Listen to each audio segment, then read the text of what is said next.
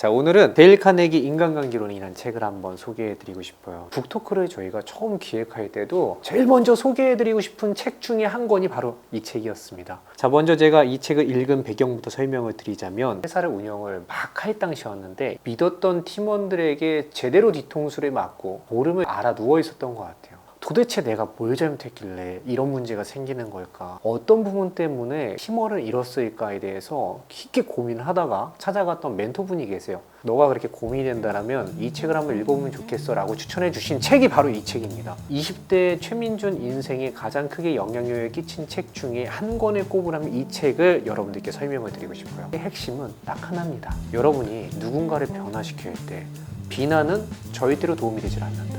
이거 한 가지만 기억을 하시면 될 것 같습니다. 근데 한번 여러분들 스쳐서 경험을 한번 떠올려 보세요. 여러분들이 주변인의 잘못을 지적해서 그분들이 좋게 변한 경험이 있습니까? 만약에 그게 있다면 여러분들의 지적이 뛰어나서가 아니라 그분이 훌륭한 인품을 가졌기 때문이다 라고 이 책은 얘기하고 있습니다. 이 책의 저자는 링컨을 연구를 많이 했습니다. 지금 우리가 알기로는 링컨은 굉장히 위대하고 자기주張이 잘 되는 성인으로 생각을 하고 있는데, 이 사람은 링컨이 처음부터 그렇게 자제력이 좋고 타인에게 관대한 사람은 아니었다. 젊었을 땐 오히려 남들을 조롱하거나 비난하기 좋아하는 사람의 유형 중에 한 명이었다라고 설명을 합니다. 링컨이 어떤 경험을 통해서 상대를 조롱하지 않고 비난하지 않고 조금 더 큰 사람이 되었는가 설명을 하는 장면이 있는데요. 한 번은 자신의 마음에 안 드는 정치가를 조롱하는 글을 어떤 잡지에 기고를 한 거예요. 그 글을 보고서는 그 정치가가 너무 화가 나서 링컨에게 결투 신청을 한 겁니다. 너가 죽든 내가 죽든 생사를 건 결투를 한번 해보자. 링컨도 자기가 승부를 먼저 걸었는데 피할 수 없잖아요. 실제로 칼싸움을 연마하는 지경까지 갔다고 합니다. 말 한 번 잘못해가지고 목숨을 걸게 된 거죠. 그런 짓은 하지 말아야 했는데. 결국은 그 결투는 이루어지지 않고 어떤 입회인들이 껴서 너희들 이렇게까지 목숨 걸 필요는 없어 해서 문제가 해결됐다고 하는데요. 우리도 종종 이런 일들을 많이 겪는 것 같아요. 배우자 싸웠을 때를 한번 떠올려 보면 내가 싸웠던 기억은 있는데 왜 싸웠는지가 기억이 안 나는 일은 있지는 않으세요?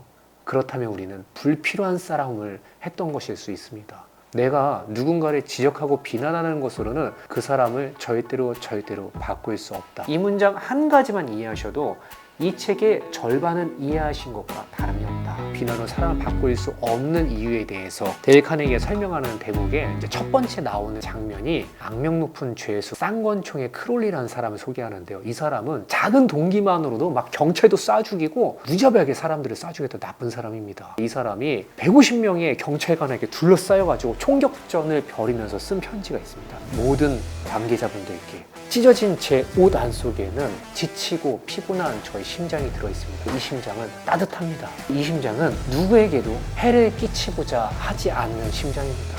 쌍권총 크롤리도 마지막에 전기의자 행위에 처해지게 되었는데요. 그때 했던 이야기는 내가 사람을 죽인 대가가 이거로군요. 이런 얘기를 하지 않았습니다. 내가 나를 지키려고 했던 행동의 대가는 이거군. 이렇게 하면서 생을 마감했다고 합니다. 미국에 있는 중범죄들이 모여있는 교도소장님의 인터뷰도 나오는데요. 교도소장님도 이 안에 있는 중범죄를 저지른 죄수 중에 대부분의 사람들은 자신이 어쩔 수 없었다고 생각을 합니다. 우리가 객관적으로 봤을 때 악명 높다고 생각하는 사람들도 자신은 잘못된 것이 없다. 여기서 알 수 있는 인간의 본질은 자신의 잘못을 타인의 비난과 공격으로는 인지할 수 없게 설계되어 있는 것이 인간일 수 있겠다라는 생각을 하고 우리 자녀라 그렇게 대해주신다면 조금 더 여러분들이 아이들이 이해하는 데 도움이 될 거라고 생각합니다. 그러면 상대방이 잘못을 했는데 비난하거나 지적하지 말라는 건 알겠어. 그럼 그냥 두라는 건가? 그렇지 않아요. 이 책은 상대와 갈등을 해결하는 가장 좋은 대안을 내놓습니다. 어떻게 갈등을 풀어가는지 좀 설명을 해보도록 하겠습니다. 자, 데일 카네기는 굉장히 작은 강아지를 키웠다고 해요. 입마개를 하지 않아도 될 것 같다는 생각을 했다고 합니다. 그러나 그 당시 그 나라의 법에는 강아지가 공원에 나올 때는 크기와 상관없이 입마개를 해야 되는 규정이 있었다고 해요. 카네기는 이것을 이행을 하지 않고 그냥 공원에 데리고 나갔었고, 그러다 경찰관에게 딱 걸린 일화를 얘기합니다. 그때 경찰관은 굉장히 위압적으로 이렇게 얘기했다고 해요.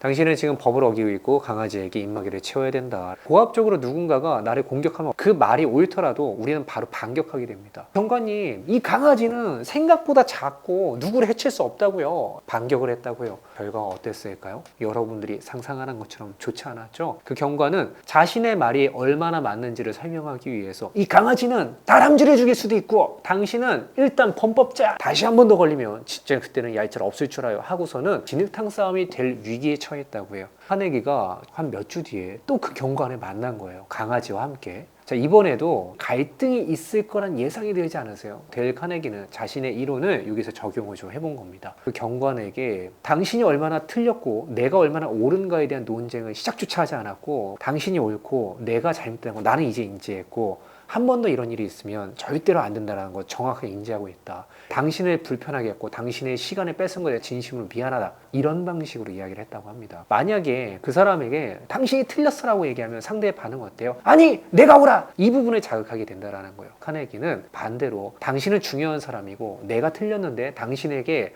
폐를 끼치고 있다는 건 나는 인지하고 있어. 이런 얘기가 아이들을 가르칠 때도 참 맞다라는 이야기를 느낄 때가 많습니다. 넌 잘못했어. 너는 이렇게 스마트폰을 매일 하니까 결국은 너가 이렇게 되는 거야. 라는 얘기를 하는 것으로 아이를 변화시키는 어머님을 제가 본 적이 없어요.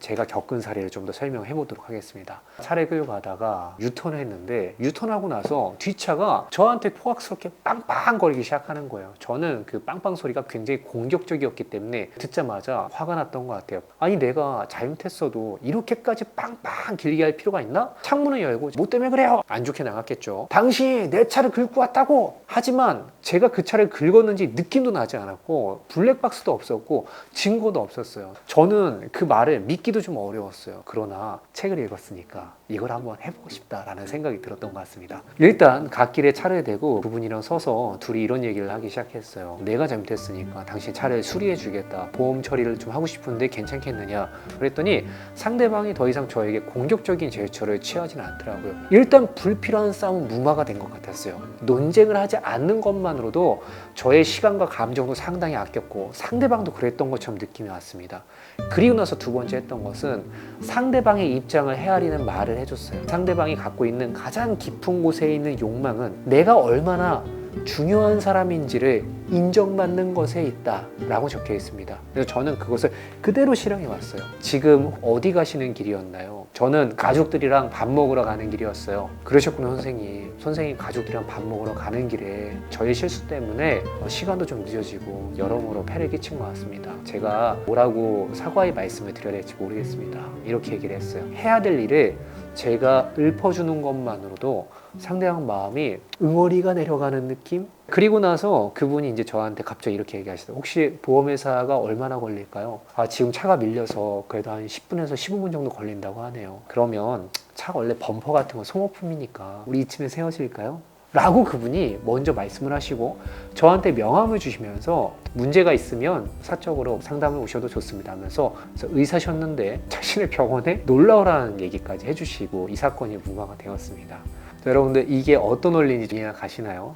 이제 이 책의 내용을 보다 보면 아니 근데 언제까지 내가 사과만 해야 되는 거야? 상대가 진짜 잘못했을 때도 사과를 해야 되는 거야? 이 책에는 이 부분에 대한 대답은 제대로 해주지는 않았어요. 다만 어떤 문제를 제대로 해결하고 싶고 효율적으로 해결하고 싶다라면 논쟁은 불필요해. 논쟁보다는 그 사람이 얼마나 중요한 사람인지 그리고 가장 중요하게 생각하는 궁극적인 갈망, 내가 중요한 사람임을 상대에게 인정받는 행위를 당신의 입으로 하는 것만으로 모든 문제는 해결될 가능성이 있어 라고 얘기를 하는데 저는 이 이론이 정말 맞다고 생각하지만 아이를 가르칠 때 장기적인 관계에서는 약간의 부족한 부분은 저의 나름대로 있다고 생각을 한다는 점을 좀 말씀을 드리고 싶습니다. 지금부터는 제가 생각하는 이 책의 아쉬움을 좀 설명을 드리도록 할게요.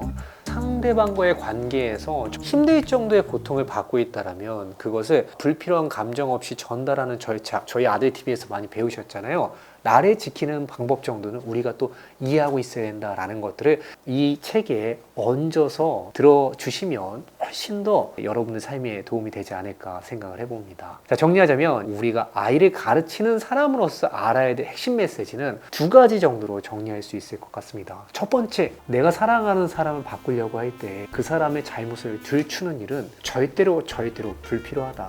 두 번째, 행동을 바꾸는데 가장 효율적인 방식은 이 사람 가슴 속에 있는 진짜 그 사람의 갈망, 중요한 사람이 되고 싶은 욕심을 건드려라. 그 사람이 중요한 사람이고 충분히 존중받고 있다는 것을 내 입을 통해서 먼저 이야기를 하면 상대방이 그것을 주장할 일도 사라진다 라고 볼 수 있겠는데요.